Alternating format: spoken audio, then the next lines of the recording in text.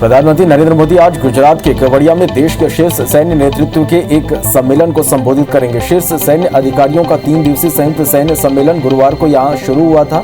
इससे पूर्व शुक्रवार को रक्षा मंत्री राजनाथ सिंह सम्मेलन में शामिल होने के लिए केवड़िया पहुंचे। यहां उन्होंने संयुक्त सैन्य कमांडरों के सम्मेलन को संबोधित किया। प्रधानमंत्री नरेंद्र मोदी को Cambridge Energy Research Associates week CERA week के वैश्विक ऊर्जा और पर्यावरण लीडरशिप पुरस्कार से नवाजा गया। पीएम मोदी ने कहा कि मैं इस पुरस्कार को अपने देश के लोगों को अर्पित करता हूं। आप किसी भी भाषा में भारतीय साहित्य को पढ़ लीजिए, आपको पता चलेगा कि लोगों का प्रकृति के साथ गहरा संबंध रहा है। कृषि कानून के खिलाफ दिल्ली सीमाओं पर विरोध प्रदर्शन के आज 100 दिन पूरे हो गए। इसी को लेकर दिल्ली और दिल्ली की सीमाओं के विभिन्न विरोध स्थलों को जोड़ने वाले केपीएम एक्सप्रेस वे पर 5 घंटे की नाकाबंदी की जाएगी।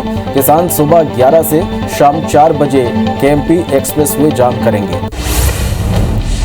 बीजेपी के महासचिव कैलाश विजयवर्गीय ने ममता बनर्जी पर निशाना साधा। उन्होंने कहा कि ममता बनर्जी भवानीपुर से हारने के डर के कारण वे नंदीग्राम गई हैं और वे वहां भी हारेंगी। उन्होंने कहा कि हमारे उम्मीदवारों के नामों का अंतिम फैसला हो गया है। अब उम्मीदवारों की सूची बनाने की प्रक्रिया चल रही है। बहुत ही जल्द दिल्ली से नामों की घोषणा हो जाएगी। वित्त मंत्री निर्मला सीतारमण ने कहा कि पेट्रोल और डीजल की बढ़ती कीमतों से लोगों का बोझ बढ़ रहा है। साथ ही उन्होंने कहा कि इस मुद्दे पर केंद्र और राज्य सरकार को बैठकर बात करनी होगी और मिलकर फैसला लेना होगा, क्योंकि ईंधन पर दोनों सरकारों की तरफ से टैक्स लिया जाता है। वित्त मंत्री ने कहा कि लोगों को पेट्रोल और डीजल की ऊंची कीमतों से राहत मिलनी चाहिए। असम विधानसभा चुनाव के लिए भाजपा ने 70 कैंडिडेट्स की लिस्ट जारी कर दिया। 11 मौजूदा विधायकों के टिकट काटे गए। मुख्यमंत्री सर्बानंद सोनोवाल माजुली और स्वास्थ्य मंत्री हेमंत बिश्व शर्मा जागरूककारी की परंपरागत सीट से ही चुनाव लड़ेंगे। अभिनेता सुशांत सिंह राजपूत की मौत मामले में ड्रग्स एंगल की जांच कर रहे नारकोटिक्स कंट्रोल ब्यूरो ने शुक्रवार को मुंबई की एनडीपीसी कोर्ट में चार्जशीट फाइल कर दी। यह करीब 12,000 पेज की चार्जशीट में सुशांत की गर्लफ्रेंड रिया चक्रवर्ती, उनके भाई शोविक समेत 33 आरोपियों के नाम में 5 को फरार बताया गया है। अमेरिकी राष्ट्रपति जो बाइडेन ने गुरुवार को नासा के कार्यक्रम में भारतीयों की खुलकर तारीफ की। उन्होंने मंगल ग्रह पर परसिवरेंस रोवर ऐतिहासिक और सफलतापूर्वक लैंडिंग में शामिल रहे नासा के वैज्ञानिकों से वर्चुअल बातचीत की। इस दौरान उन्होंने लैंडिंग में अहम भूमिका निभाने वाली स्वाति मोहन से कहा कि आप भारतीय अद्भुत हैं, आप यूएस का आत्मविश्वास बढ़ाया है। टीम इंडिया के इंग्लैंड के खिलाफ चौथे और आखिरी टेस्ट में 89 रन की बढ़त बना ली। अहमदाबाद के नरेंद्र मोदी स्टेडियम में खेले जा रहे टेस्ट में दूसरे दिन भारत का स्कोर 7 विकेट पर 294 रन रहा। विकेटकीपर बल्लेबाज ऋषभ पंत ने 17 पारी के बाद करियर की तीसरी सेंचुरी लगाई। फिलहाल वाशिंगटन सुंदर 60 रन और अक्षर पटेल 11 रन बनाकर नाबाद हैं। इधर रायपुर के शहीद वीर नारायण सिंह अंतर्राष्ट्रीय क्रिकेट स्टेडियम में road safety cricket T20 world series का शुभारंभ शानदार आतिशबाजी के साथ हुआ। पहला मैच इंडिया लेजेंड्स और बांग्लादेश लेजेंड्स के बीच खेला गया। बांग्लादेश की टीम ने 109 रन बनाए। इस पर सहवाग और सचिन की जोड़ी ही भारी पड़ गई। इस जोड़ी ने 10 ओवर में 113 रन बनाकर जीत अपने नाम कर ली। इंदौर से डराने वाली खबर है। यहां कोरोना के लगातार बढ़ते मामलों के बीच शहर में अब वायरस के नए स्ट्रेन ने दस्तक दे दी है। नोडल कोविड अधिकारी अमित मालाकार ने बताया कि 20 फरवरी को जांच के लिए दिल्ली भेजे गए 106 सैंपल्स में से 6 की यूके स्ट्रेन की पुष्टि हुई है। इन मरीजों में 10 से 15 फरवरी के बीच संक्रमण की पुष्टि हुई थी। दुनिया भर में कोरोना संक्रमितों का आंकड़ा 11 करोड़ 66 लाख को पार कर गया। वहीं कुल मौत का आंकड़ा 25,91,000 के पार पहुंच गया। अब तक दुनिया में स्वस्थ होने वालों का आंकड़ा 9 करोड़ 22 लाख को पार कर गया। वहीं दुनिया में 2 करोड़ 17 लाख एक्टिव मरीजों का इलाज जारी है।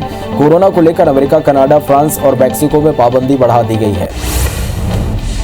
देश में कोरोना संक्रमितों की संख्या 1,11,91,000 के पार पहुंच गई है। देश में एक दिन में 14,162 मरीज ठीक हुए हैं। कोरोना से अब तक 1,57,000 मरीजों की मौत हो चुकी है। वहीं देश में एक्टिव केस 1,70,000 के पार पहुंच गए। देश में पिछले 24 घंटे में नए मरीजों का आंकड़ा 18,292 पहुंच गया। वहीं संक्रमण के मामले में भारत दुनिया में दूसरे नंबर पर पहुंच गया। छत्तीसगढ़ में 24 घंटे में कोरोना के 274 नए मरीजों से आंकड़ा 3,13,000 को पार कर गया। वहीं एक्टिव मरीजों की संख्या 2,816 हो गई। 3 मरीजों की मौत से आंकड़ा 3,854 पहुंच गया। राज्य में 217 मरीजों के डिस्चार्ज होने से आंकड़ा 3,07,138 हो गया। वहीं रायपुर में 98, दुर्ग में 41 और राजनांदगांव में 20 नए संक्रमित मरीज मिले हैं। इधर मध्य प्रदेश में कोरोना के 457 नए केस से संक्रमितों का आंकड़ा 2,63,000 के पार हो गया। प्रदेश में मौत का अब तक कुल आंकड़ा 3,866 पहुंच गया। वहीं प्रदेश में 308 मरीज के स्वस्थ होने से अब तक 2,56,000 मरीज डिस्चार्ज हो चुके हैं। अभी प्रदेश में 3,457 एक्टिव मरीजों का इलाज जारी है। इंदौर में 176 नए मरीज से कुल आंकड़ा 60,386 पहुंच गया। महाराष्ट्र में कोरोना संक्रमण की रफ्तार बढ़ती जा रही है। 24 घंटे में 10,216 नए केस से 21,98,000 लोग संक्रमित हो चुके हैं। राज्य में 53 मौत के साथ अब तक 52,393 मरीजों की मौत हो चुकी है। प्रदेश में 88,838 एक्टिव मरीजों का इलाज जारी है। पुणे में 1,767 नए केस से कुल संक्रमित 4,17,000 के पार हो गए। 2 दिवसीय राष्ट्रीय न्यायिक परिचर्चा के शुभारंभ सत्र को संबोधित करने राष्ट्रपति रामनाथ कोविंद आज जबलपुर आएंगे। राष्ट्रपति सुबह 9:40 पर पहुंचेंगे। मां नर्मदा की महाआरती में शामिल होने वाले देश के पहले राष्ट्रपति होंगे। उनके आगमन को लेकर जमीन से आसमान तक सुरक्षा के कड़े बंदोबस्त किए गए हैं।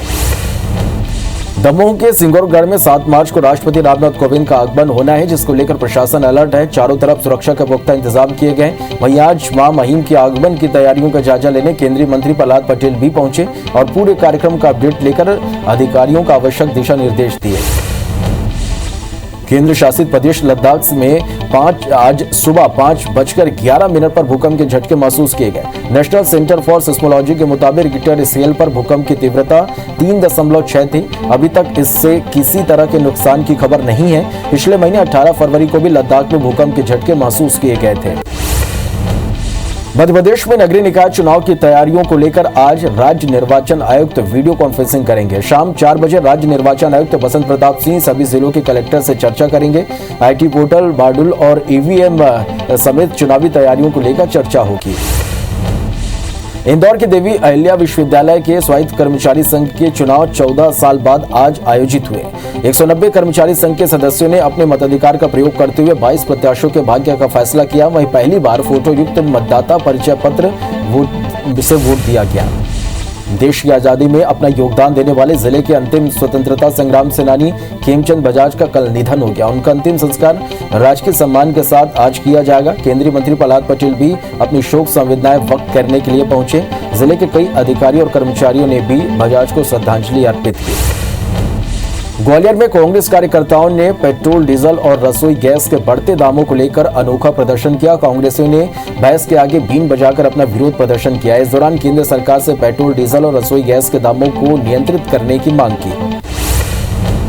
पेट्रोल डीजल के दाम को लेकर छत्तीसगढ़ कांग्रेस सोशल मीडिया के माध्यम से कैंपेन चला रही है। इसी कड़ी में पीसीसी चीफ ने कहा कि बीजेपी दुनिया की इकलौती सरकार है जो टैक्स ज्यादा लेती है, जबकि क्रूड ऑयल की कीमत आधी हो चुकी है। मरकाम ने कहा कि पेट्रोल की कीमत शतक क्यों मार रही है।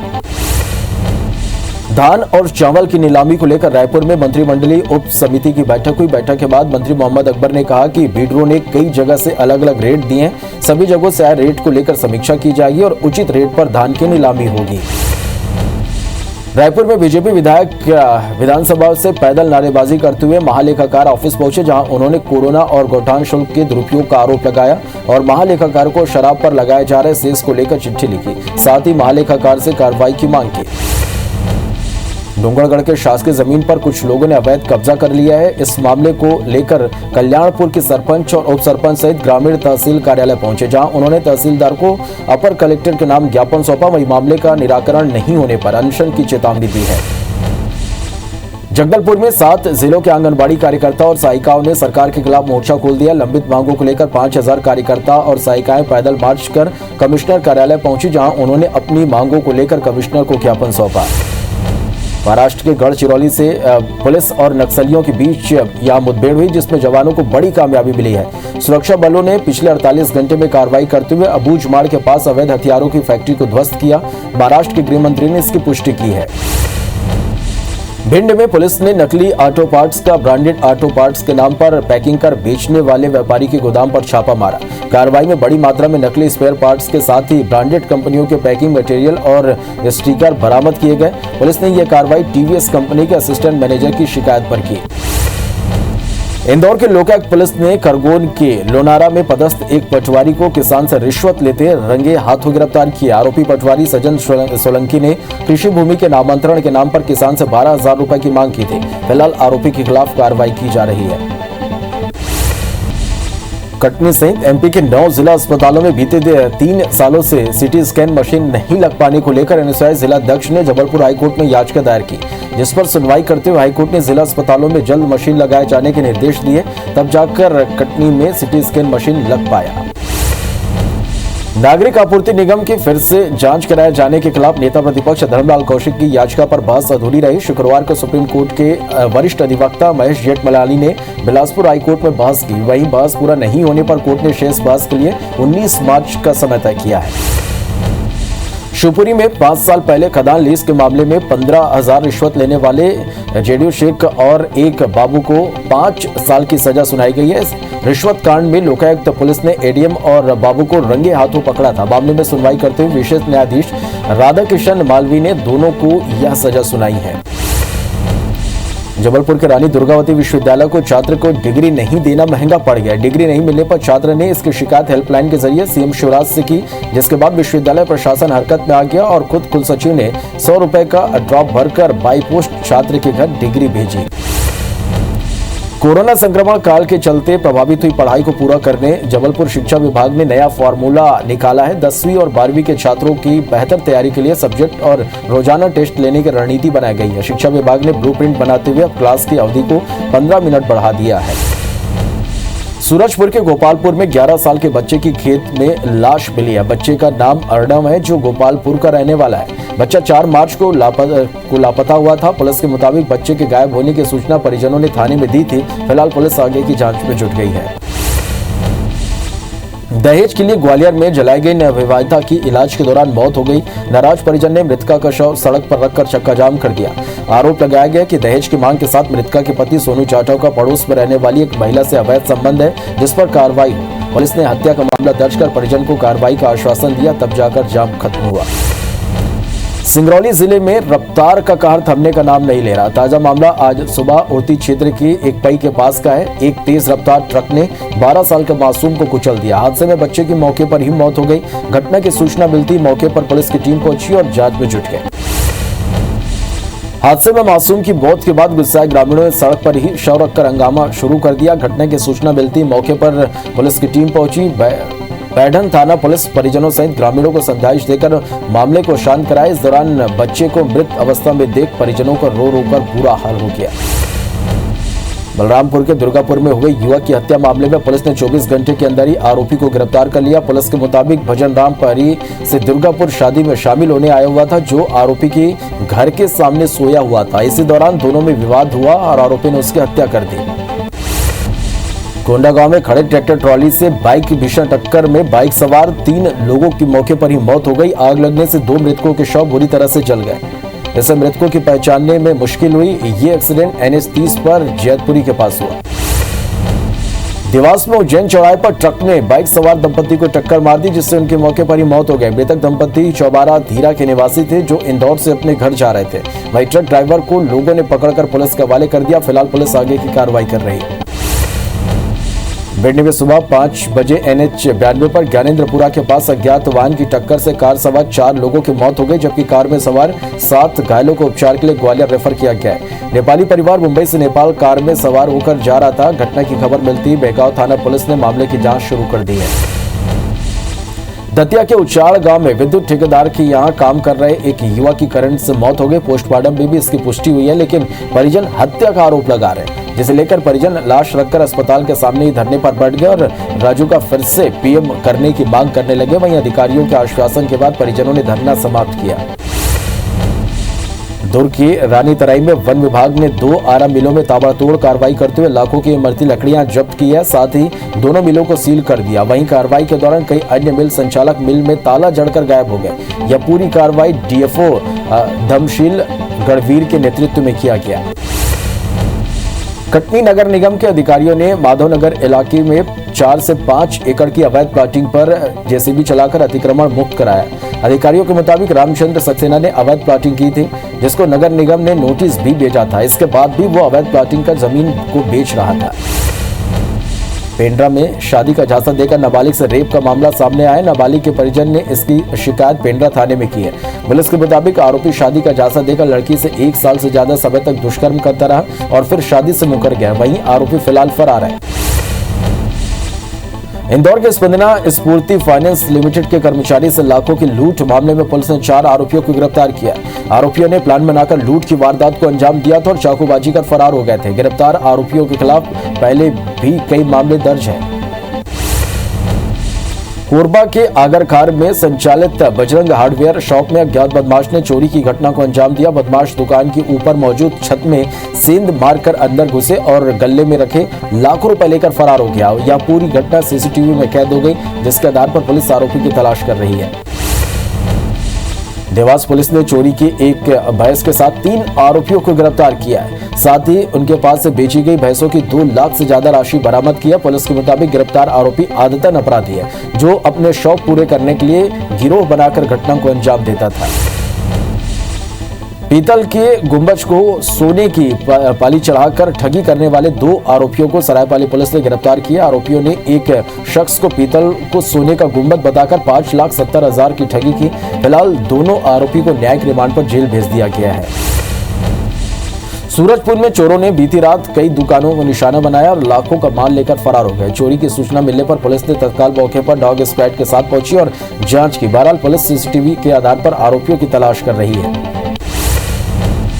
बलरामपुर के रामानुजगंज में वन विभाग ने पुलिस के साथ 3 अलग अलग जगहों पर छापामार कार्रवाई करते हुए 1.5 लाख रुपए की इमरती लकड़ी जब्त की है। यह कार्रवाई मुखबिर से सूचना पर की गई। रेंजर अनिल सिंह ने बताया कि इस बारे में लगातार मुखबिर से सूचना मिल रही थी कि अवैध इमरती लकड़ियों का भंडारण किया जा रहा है।